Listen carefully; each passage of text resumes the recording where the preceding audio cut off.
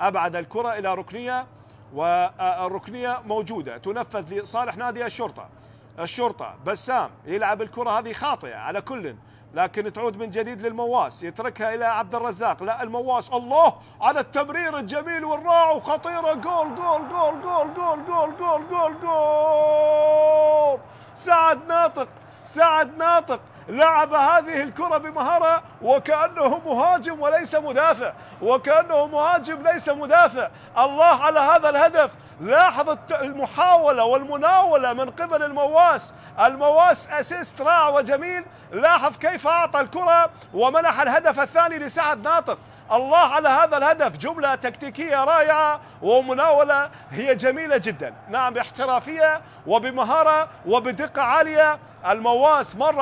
المواس يسجل ويمرر. هداف الدوري يعطي الاسيست لسعد ناطق، لكن ايضا سعد ناطق مجهود رائع وكبير وكأنه مهاجم لعب هذه الكرة. لاحظ من هنا بدأت العملية، من هنا بدأت المحاولة، من هنا بدأت الهجمة. نعم، هنا كرة كانت مشتركة ما بين عبد الرزاق قاسم والمواس. نعم، لاحظ كيف مرر المواس الله، وسعد ناطق لعب الكرة برهاوة بشكل جميل من فوق الحارس ليعطي الهدف الثاني لصالح نادي الشرطة.